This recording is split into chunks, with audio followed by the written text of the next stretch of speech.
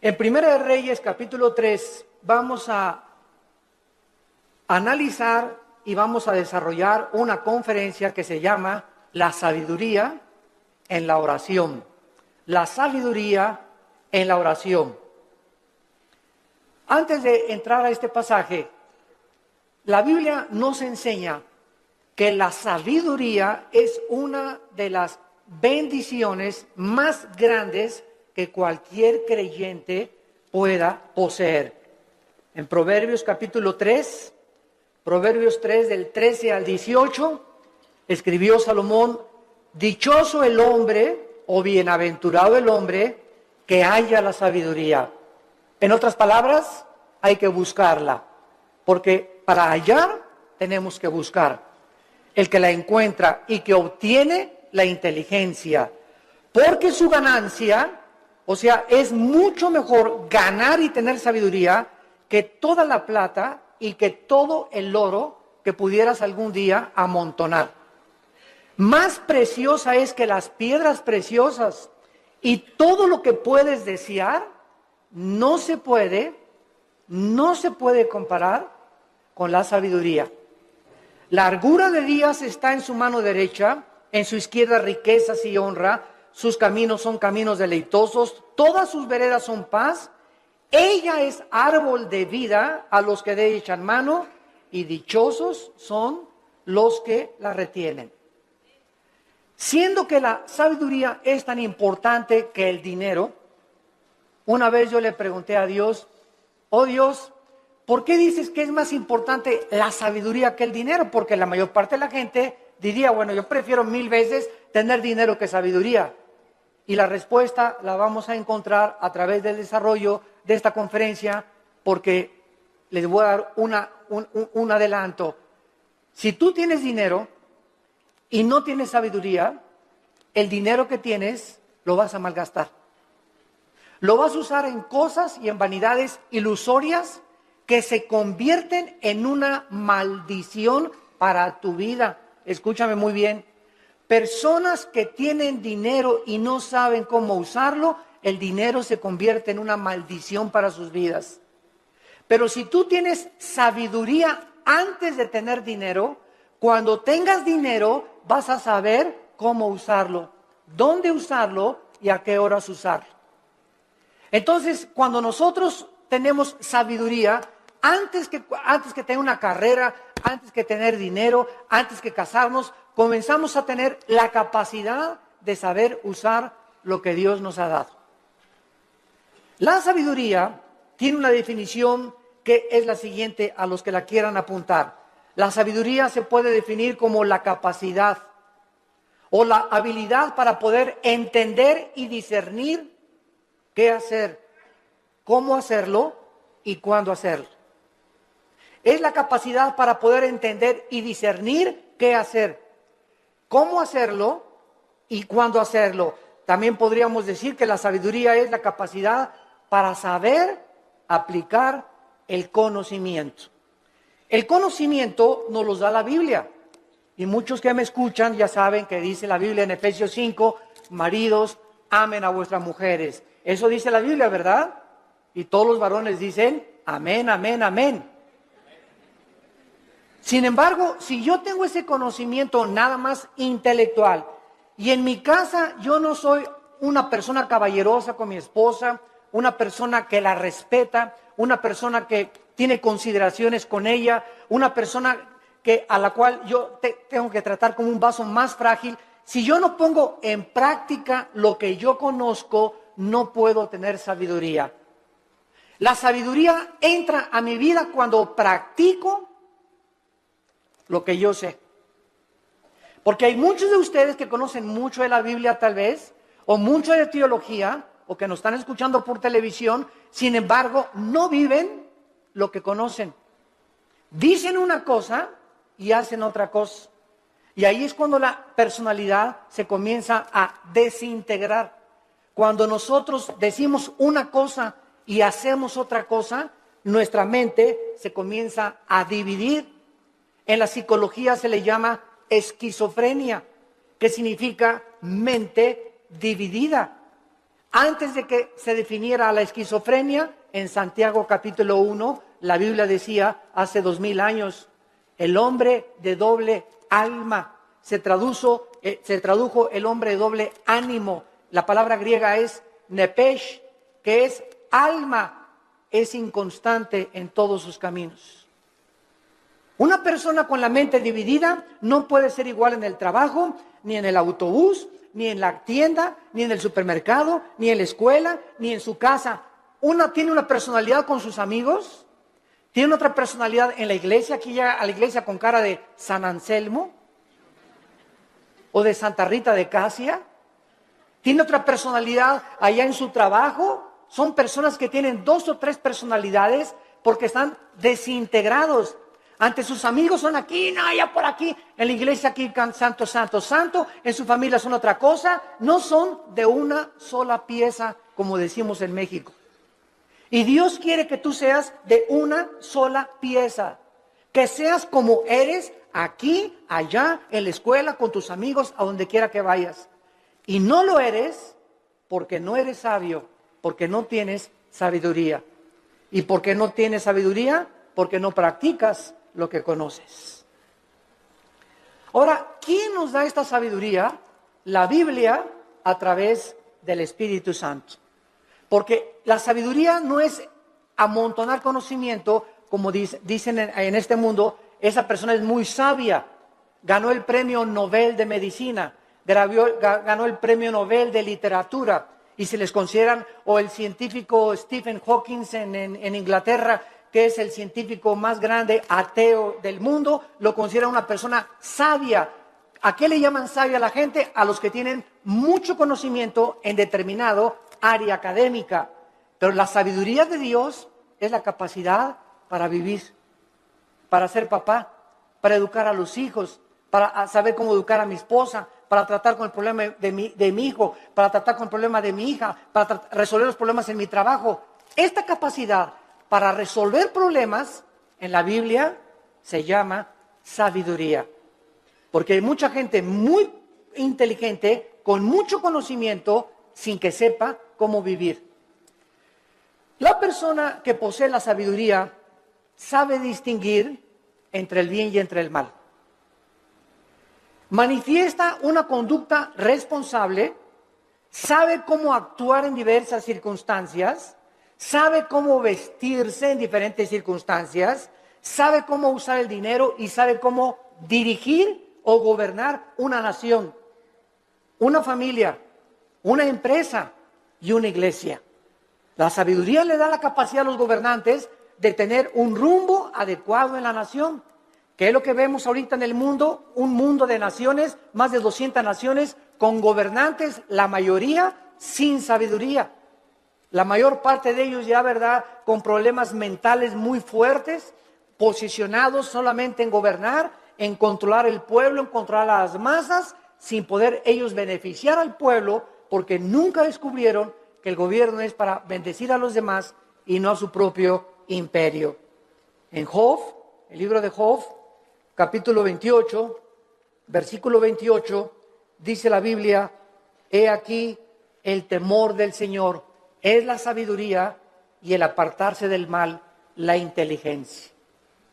¿Qué es lo que hace a una persona sabia? Temer a Dios.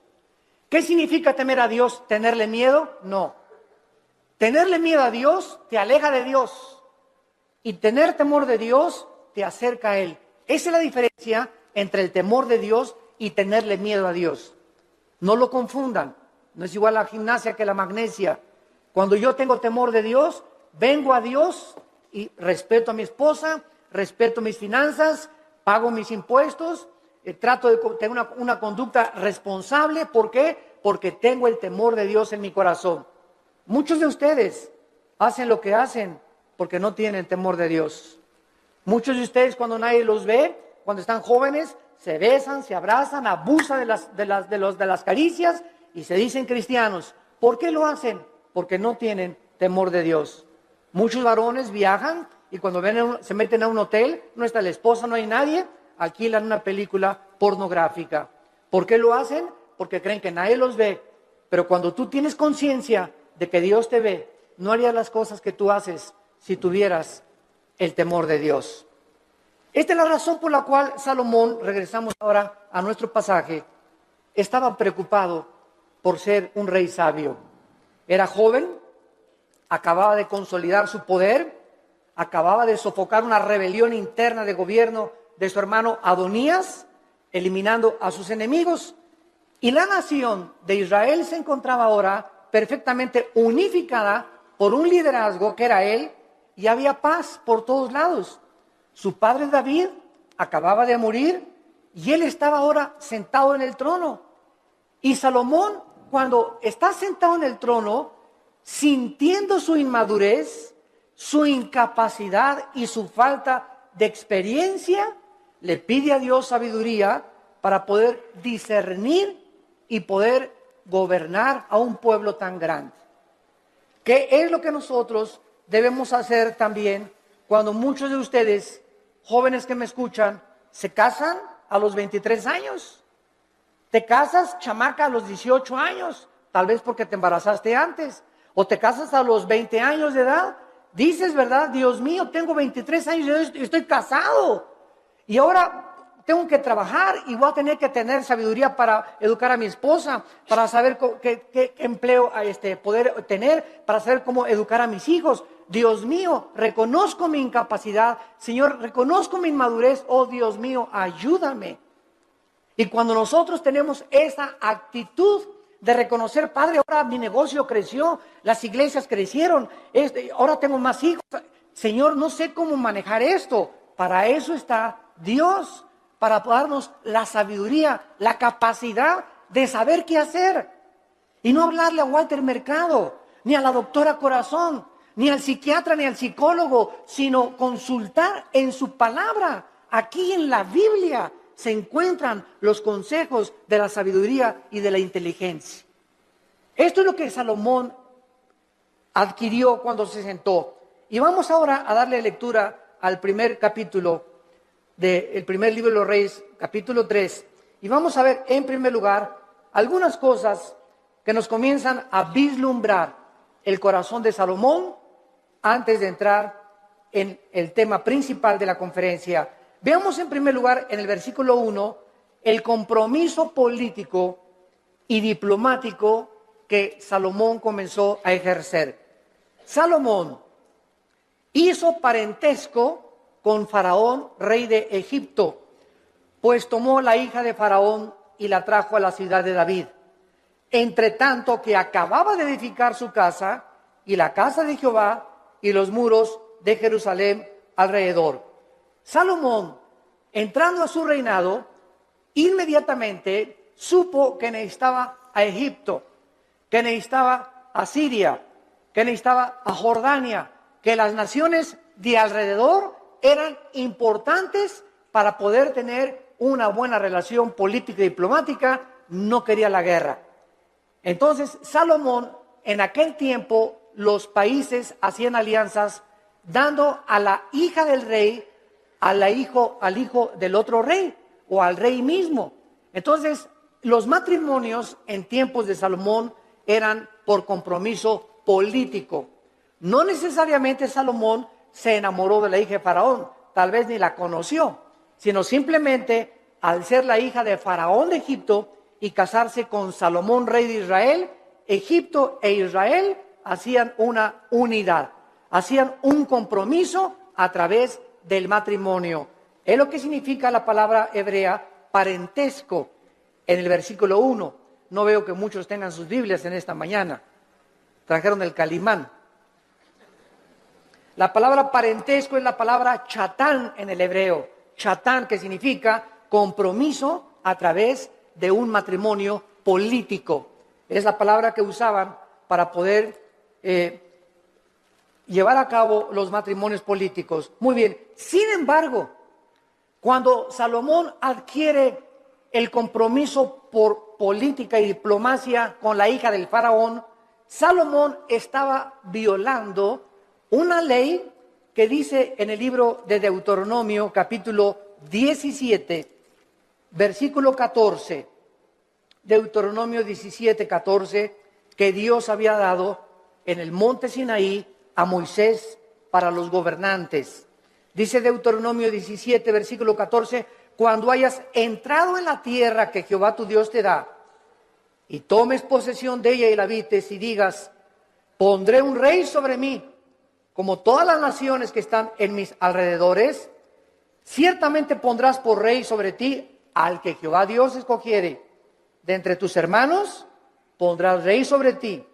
No pondrás hombre extranjero que no sea tu hermano, pero él no aumentará para sí caballos, ni hará volver al pueblo a Egipto, con el fin de aumentar caballos, porque Jehová los ha dicho, no se vuelvan nunca por este camino. Versículo 17, ni tomará para sí muchas mujeres. Dios siempre estuvo en contra, ¿verdad?, de la poligamia, siempre, siempre. El hecho que Salomón y el hecho que David hayan tenido varias mujeres no implica que era la voluntad de Dios, porque la voluntad de Dios es doble. La voluntad de Dios es permisiva y la voluntad de Dios es directiva. Dios te da permiso de que te cases con ese roto quintopatiero. Dios te da permiso de que te hagas socio de esa persona que no es cristiana. Pero no significa que al permitirte Dios que hagas lo que hagas, no significa que era su voluntad que te casaras con ese muchacho o con esa muchacha, porque lo hiciste encaprichado en hacer algo y Dios nos deja que nosotros recojamos las consecuencias de lo que hemos arado y de lo que hemos sembrado. La cosecha es de nosotros, pero no significa que era la voluntad directiva de Dios. La voluntad directiva de Dios es: yo tengo para ti una mujer que te va a ser fiel, que va a ser la mujer de tus hijos, espera el tiempo en que yo te la traiga. Si tú te impacientas, te casas con la equivocada y te va como infierno. Y después cuando te cases, pues es que Dios, si hubiera querido, hubiera impedido que me casara con Chencho. ¿Sabes una cosa? Dios te dejó que te casaras con Chencho y claro que lo podía impedir, pero si lo hubiera impedido, hubiera violado tu libertad, el libre albedrío. Y ya no seríamos, ¿verdad?, personas, agentes morales, seríamos robots y seríamos títeres de un Dios que Él hace lo que Él quiere. Y Él nos ha dado el libre albedrío para que seamos responsables de las decisiones y las consecuencias que las decisiones que hagamos vamos a recoger. Vamos a ver después cómo acabó Salomón precisamente por estas decisiones equivocadas que llevó a hacer. En segundo lugar, dice el versículo 2 que hasta entonces, o sea, hasta el tiempo de Salomón, el pueblo sacrificaba en los lugares altos, donde regularmente los paganos hacían los sacrificios. Y Dios nunca quiso que Israel sacrificara en los lugares altos, pero hasta que Salomón acabó el templo y se ofrecieron sacrificios en el lugar donde Dios quiso que se ofrecieran, Dios permitió que se llevaran a cabo sacrificios en los lugares altos. Dice el versículo 2, porque no había casa edificada al nombre de Jehová hasta aquellos tiempos. Salomón tenía una capacidad, en segundo lugar, como constructor. Si ustedes leen todo el primer libro de Reyes, es increíble la arquitectura, la hermosura de la decoración del templo de Salomón, de los cuadros que mandó traer. Tenía 12, su trono tenía leones de oro en las escaleras. Su trono donde Salomón se sentaba era de oro puro. Nunca ha habido, nunca en la historia, ni Bill Gates, ni el señor Slim, ni los Kennedy, ni los Rothschild, ni ningún millonario ha tenido el dinero que ha tenido y las riquezas del rey Salomón. Pero al mismo tiempo que Salomón ha tenido las riquezas inimaginables que cualquier persona haya podido alcanzar, ni los árabes tampoco, ni los sheiks en Arabia, Salomón al mismo tiempo, vamos a ver, era el hombre más sabio de toda la historia que ha existido. El hombre más sabio, imagínense, tenía millones de billones de riquezas y al mismo tiempo tenía la sabiduría que al final de su vida la hizo a un lado y pues ya es otro cantar, ¿verdad? Él se aparta de Dios, apostata y después regresa a Dios y escribe el libro de Eclesiastés, que es el compendio de sabiduría después de Proverbios más grande de toda la Biblia, el libro de Eclesiastés. Muy bien, ahora sí, vayamos a comenzar a analizar esta oración que Salomón, consciente de su inmadurez, comienza a hacerle a Dios. Dice el versículo 5, y se le apareció Jehová a Salomón en Gabaón. Se le apareció Jehová a Salomón en Gabaón. ¿A cuántos de ustedes se les ha aparecido Dios? Todos podemos decir, ¿verdad? A ninguno. Pero esto es una verdad parcial, porque cada vez que hables la Biblia, se te aparece Dios. Ya no tenemos manifestaciones visibles de Dios, ni audibles, como en los tiempos antes en el Antiguo Testamento. Pero ahora nadie puede decir, bueno, si a mí se me aparecía Dios, ¿sabes una cosa? Ahora no solamente se le apareció Dios para decirle algunas cosas, sino que ahora tenemos todo el consejo de Dios en la Biblia. Todo lo que Dios tenga para decirnos ya se encuentra en la Biblia. Después de la Biblia no hay nada más que Dios nos tenga que decir. Por eso la Biblia es un libro sellado. El que le agregue algo a estas palabras o el que le quite algo a estas palabras, dice Apocalipsis capítulo 22, las maldiciones de este libro caerán sobre esa persona. Por eso cuando oímos, ¿verdad?, que tantas cosas de profecías, y el Señor me dijo que iba a entrar una muchacha con vestido verde y vas a casar con ella.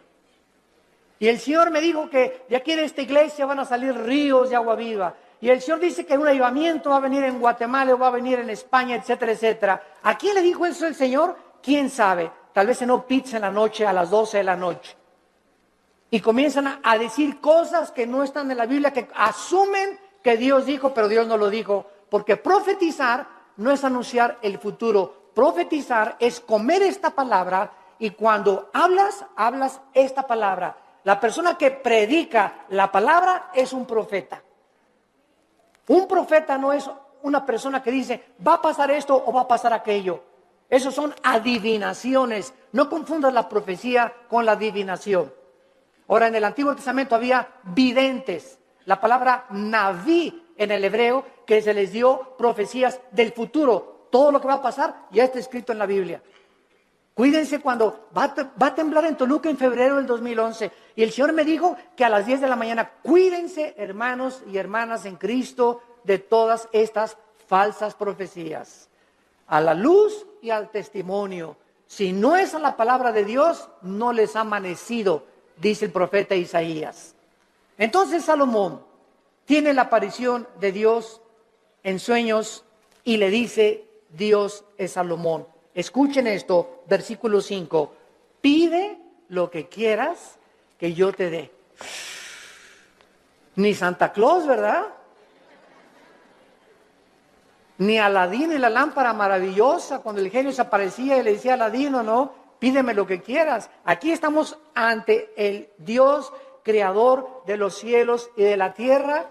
¿Y qué vemos en primer lugar? Una invitación de Dios que Él nos hace, no solamente a Salomón, sino también a nosotros en el Nuevo Testamento. Clama a mí y te responderé, dice Jeremías 33:3.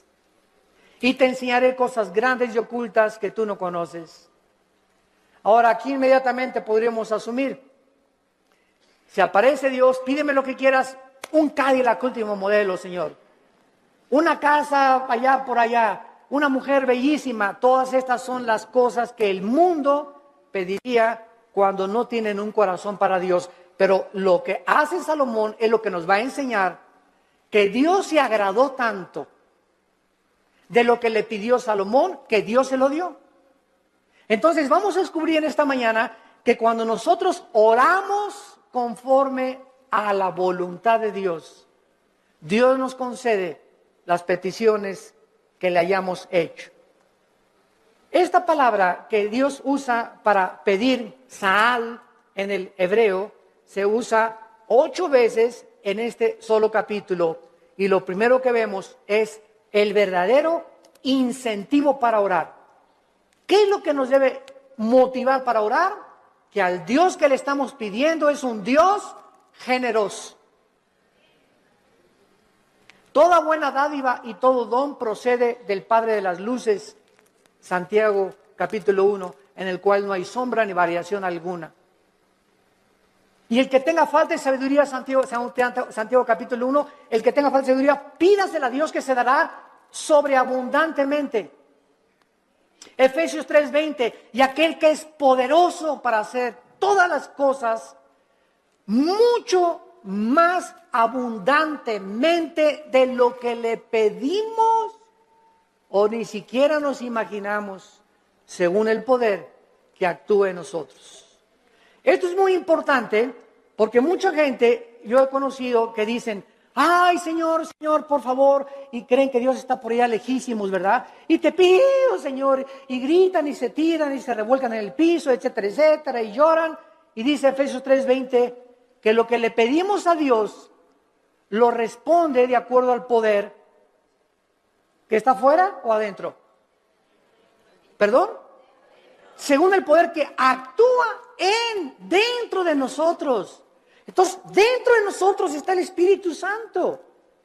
Y yo solo tengo que hincarme en el secreto de mi oración y entrar en comunión con Dios. Y Él me está oyendo, Él está dentro de mí. Y no tengo que buscar manifestaciones de Dios externas porque el poder está dentro de mí. Y dentro de mí, si el Espíritu Santo yo tengo una relación de compañerismo con Él y camino en santidad con Dios, lo que Dios me pone dentro de mí, me lo va a dar. Porque Dios se agrada cuando le pedimos conforme a su voluntad. Aunque nosotros no somos reyes ni gobernantes como Salomón, con el mismo nivel de responsabilidad que tenía Salomón, ¿acaso no es al mismo Dios que al que se acercaba Salomón en el Antiguo Testamento en oración? En Primera de Juan, capítulo 5, en el Nuevo Testamento, Primera de Juan, capítulo 5, versículo 14 y 15, dice la Biblia, y esta es la confianza que tenemos en Él. Cuando comenzamos a orar, si no hay esa confianza en ti, no ores. Porque el que se acerca a Dios es necesario que crea que Dios existe. Esta es la confianza que tenemos en Él, que si pedimos alguna cosa conforme a su voluntad, conforme a lo que Dios quiere para nuestra vida, Él nos oye. Si yo tengo un niño de 10 años y me dice, papá, cómprame un BMW, ¿se lo voy a comprar? Ay, papá, no me quieres porque no me compras un reloj Rolex de oro. Chamaco de 15 años, pirruris. ¿Por qué no se lo doy? Porque no es que yo no ame a mi hijo, claro que lo amo a mi hijo, pero no se lo doy porque no puede él todavía llevar tantas alhajas en su cuerpo, ni tener un coche último modelo a los 15 años, porque le hago un mal más que un bien. Ahora, si él comienza a conocer, si mi hijo tuviera la sabiduría a los 10 o 15 años de conocer que él no tiene la madurez para poder usar las cosas que él quisiera, no me pediría eso. Entonces me diría, papá, dame un reloj conforme a lo que tú crees que debo de usar. Dame un coche, conforme el coche que tú quieras, dámelo. Ya no le pediría un Cadillac, sino, Señor, lo que tú me quieras dar. Entonces, es importante que nosotros sepamos cuál es la voluntad de Dios para nuestras vidas. ¿Y cómo la puedes saber? Leyendo la Biblia. ¿La lees diario? ¿La memorizas diario? Este año, si te pasara aquí al frente, a ver, pásala aquí, Pancholín. ¿Cuántos versículos ahorita, dinos de memoria a toda la iglesia, o cuántos capítulos de la Biblia memorizaste en el año 2010? ¿Te sabes el Salmo 23 de Perdis? ¿Te sabes de Perdis el Salmo 91? ¿O nada más sabes Juan 3:16? De tal manera amó Dios al mundo que dio a su Hijo unigénito. ¿Cuántos versículos memorizas a la semana? Si tú no memorizas la palabra de Dios no la puedes guardar en tu mente. Si no la guardas, no la puedes meditar. No puedes pensar en ella, murmurarla, reflexionar en ella, ponderar en ella, porque necesitamos memorizarla, masticarla, asimilarla y guardarla en nuestro corazón. Y ahí se queda, y largura de días y años de vida y paz te aumentarán, y la sabiduría comenzará a manifestarse en tu vida. Hermanos, el cristianismo no es venir aquí solamente el domingo, de 9:30 a 11 de la mañana, o de 12 a 3 o al servicio a la iglesia que tú vayas. El cristianismo es creer lo que Dios dice. Josué de día y de noche medita en este libro de la ley, le dijo Dios en Josué 1, 8 y 9, para que prosperes. Ay, hermano, no salgo de perico perro.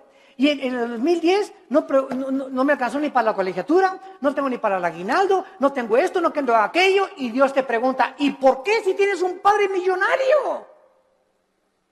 Es como el que estaba sentado ahí en la banqueta sin zapatos y con un taquito y nada más así. Y llega una persona, ¿y quién eres tú? Soy hijo soy hijo del rey de Inglaterra. ¿Y por qué estás ahí sentado en la banqueta? Y traía el muchacho una chequera aquí.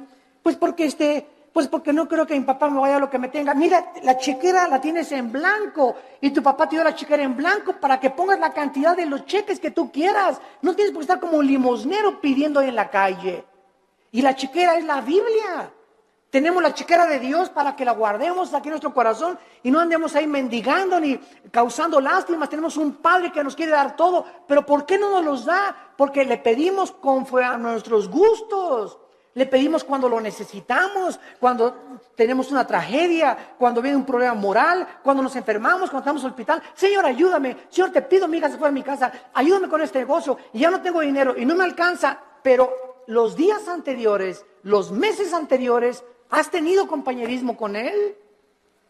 ¿Lo has amado con todo tu corazón? ¿Eres santo? ¿Amas a tu esposa? ¿Bendices a tus hijos? ¿Les enseñas la palabra de Dios a tus hijos? ¿Eres honesto en tus negocios? Entonces Dios no puede darte, porque el que es infiel en lo poco, en lo mucho lo es. Si Dios te bendijera y te diera y te ayudara, te echaría a perder, porque no tienes la sabiduría para vivir y tener lo que Dios te quisiera dar.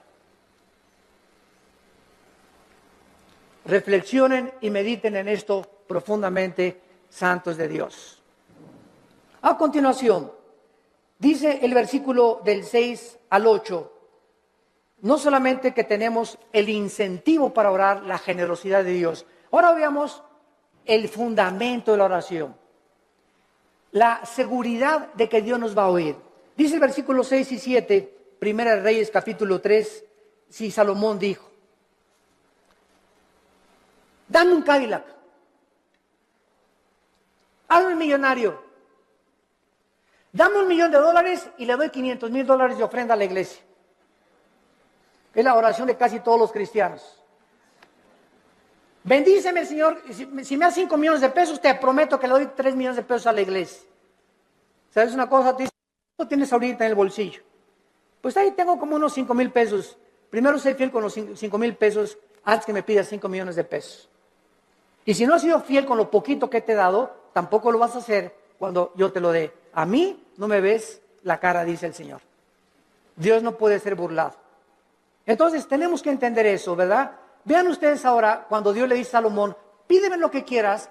¿Por qué Dios le concedió a Salomón lo que le concedió? Salomón le contestó, en primer lugar, tú hiciste gran misericordia a tu siervo David, mi padre. En primer lugar, recuerda, antes que nada, antes de pedirle, recuerda lo que él había hecho con su padre anteriormente.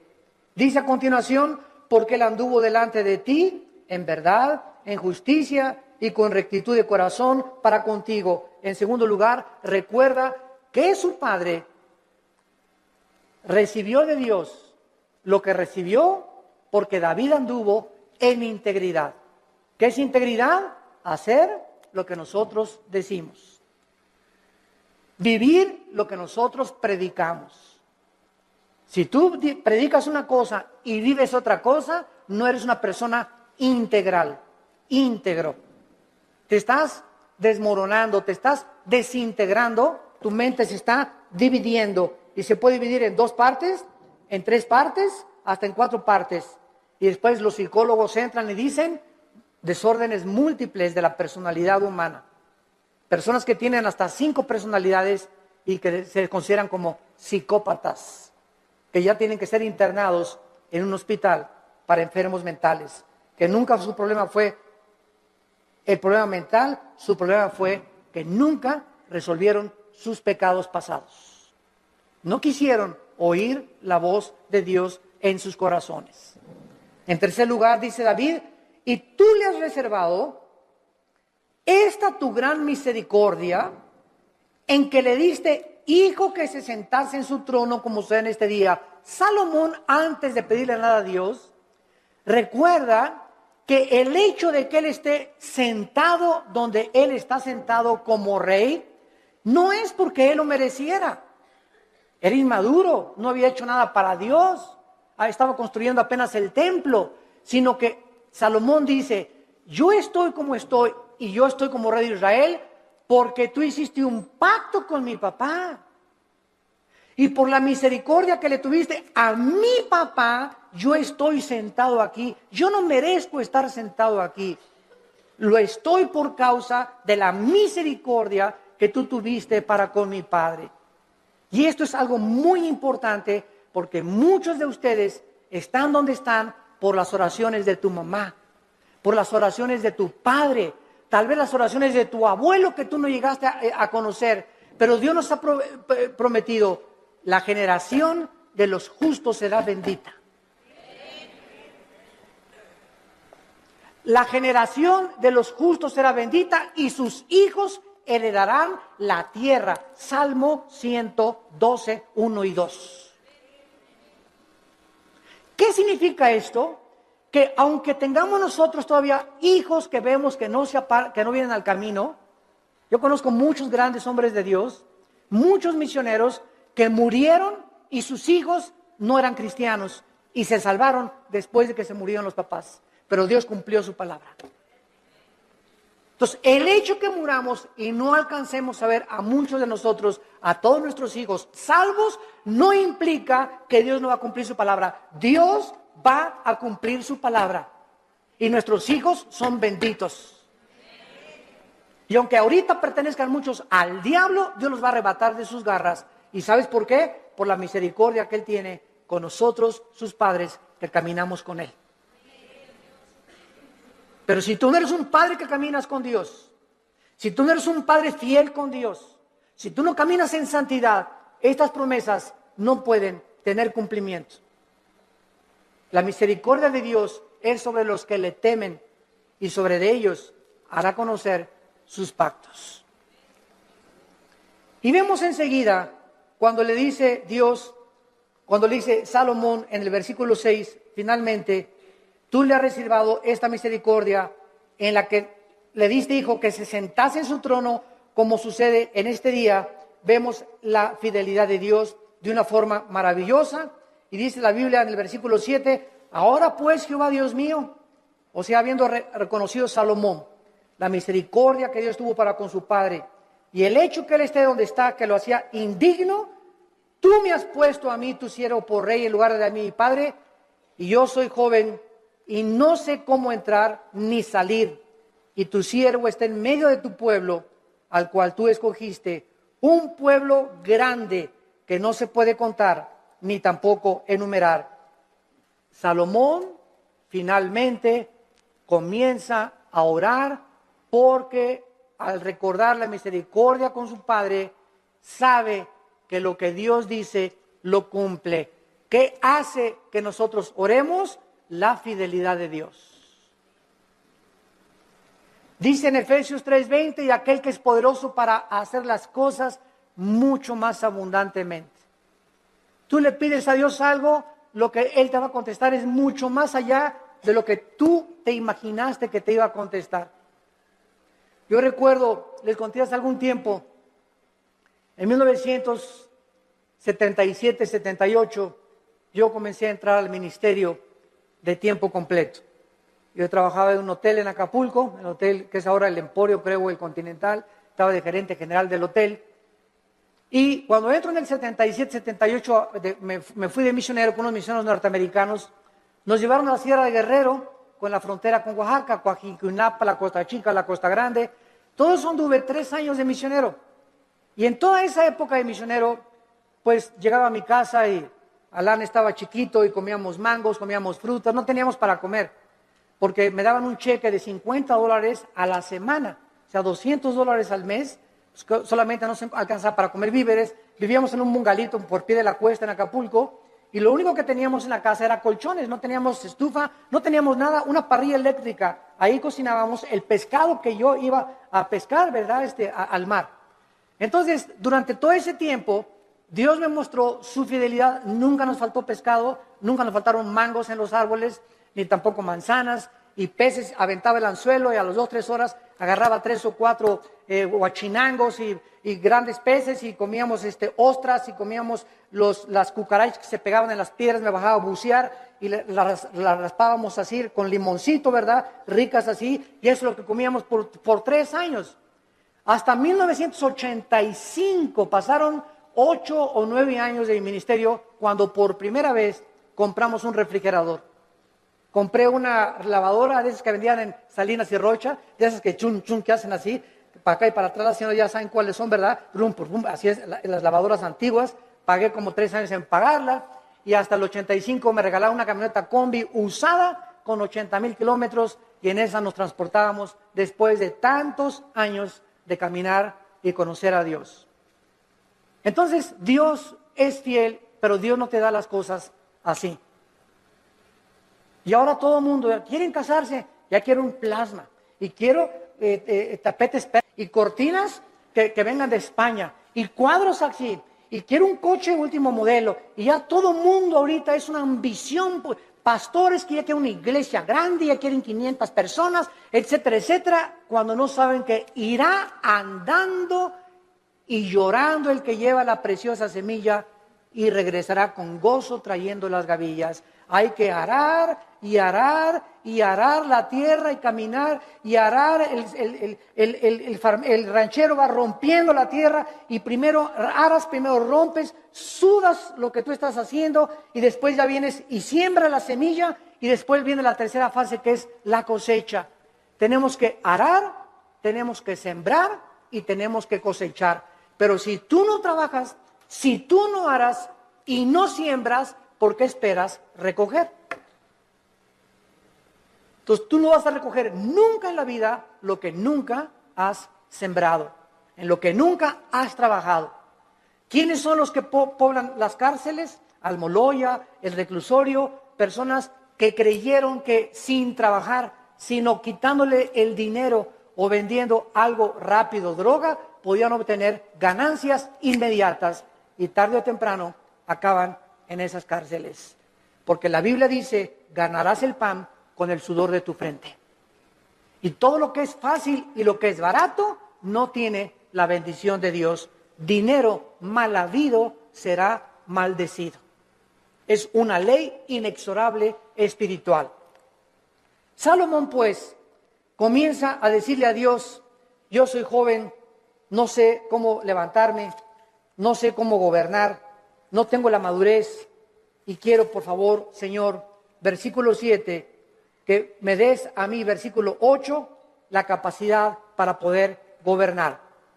Cuando Dios le dijo a Salomón, pídeme lo que quieras, Dios estaba probando el corazón de Salomón.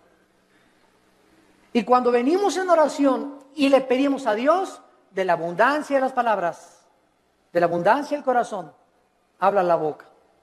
Lo que tú le pides a Dios denota y manifiesta lo que realmente quieres en tu corazón. Y vamos a ver el gran secreto de por qué Dios le contestó esta oración. En el versículo 7 y 8, Salomón reconoce que él no tiene la capacidad de gobernar un pueblo tan grande, ni numerarlo por tanta y grande multitud.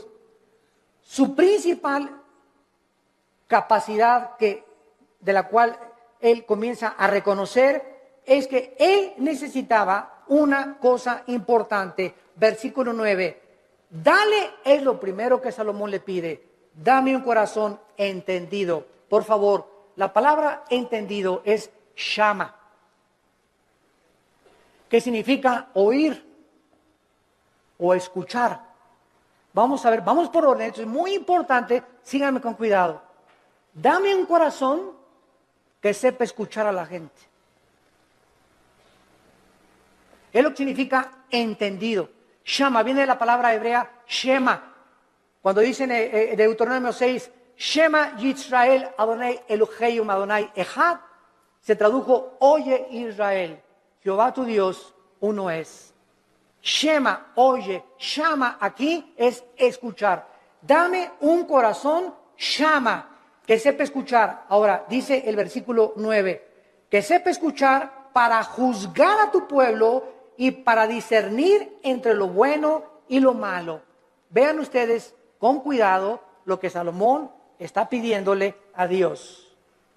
Señor, permíteme presentarme ante tu pueblo, supongamos que ustedes son el pueblo de Dios, y un gobernante necesita oír, un pastor necesita, para dar consejería, oír, pero cuando nosotros oímos, y muchas veces lo que los gobernantes oyen del pueblo, no siempre es la verdad, ¿correcto?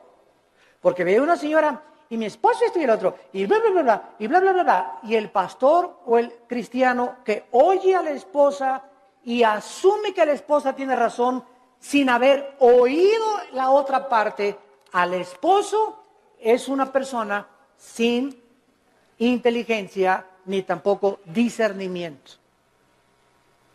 Entonces, no creas todo lo que la gente te dice. Y ya supiste que fulano y tal, bla, bla, bla, bla, bla, bla, bla, bla. Y ya supiste que fulanita la vio la noche y bla, bla, bla, bla. Y ya viste lo que se dijo ese pastor que bla, bla, bla, bla, bla. Ten mucho cuidado cuando tú oigas y asumas que lo que te están diciendo es verdad. Entonces, ¿qué necesitamos para saber si lo que nos están diciendo es verdad o no es verdad? Necesitamos discernimiento.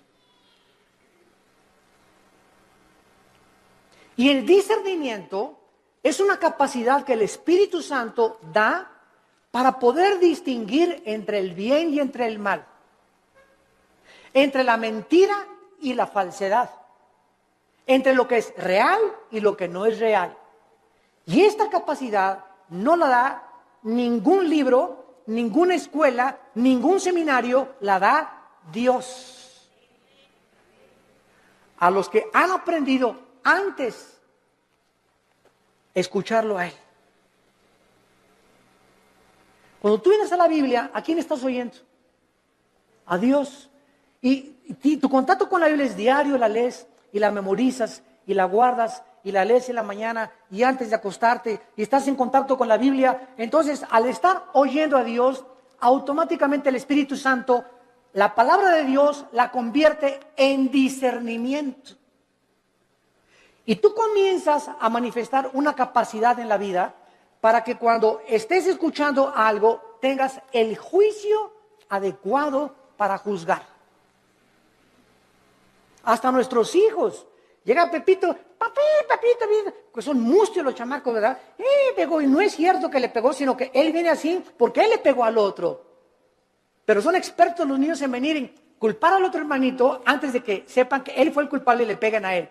Entonces viene corriendo y cuando el papá ya sabe, espérame, ya te conozco, mijito, ¿verdad? Ya sé, ¿verdad? Y le hablas al otro hermanito y ya sabes que lo que te quiere es chantajear.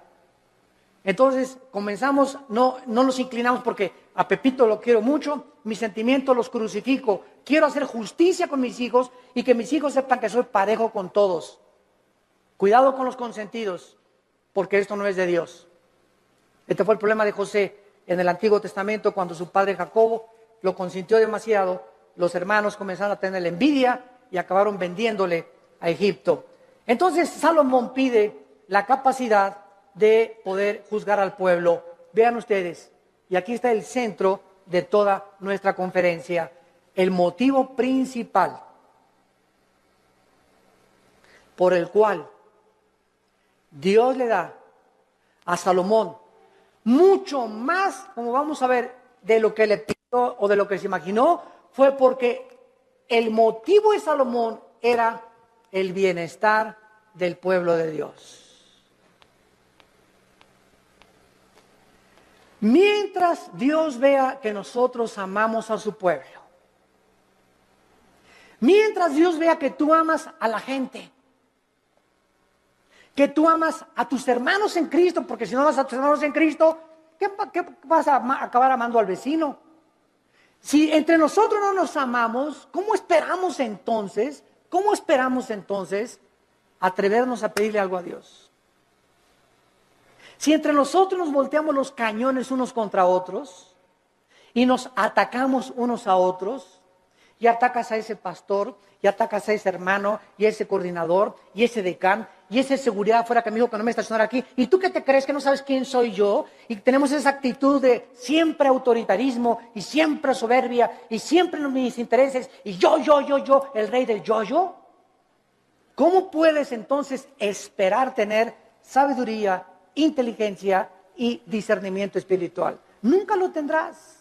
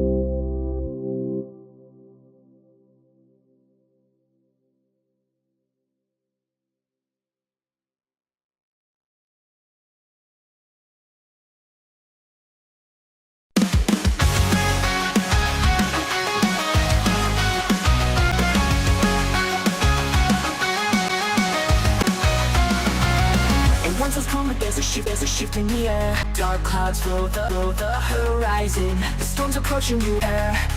See the lightning strike one. Feel like a hurricane. Go seek shelter from the storm. No princess of the purple rain.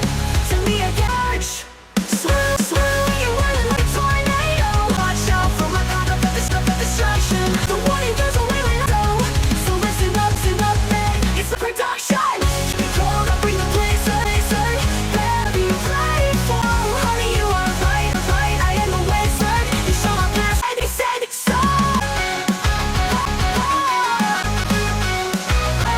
The wind is howling like a hurricane. Golden from this surge, no princess of the purple rain. Send me again.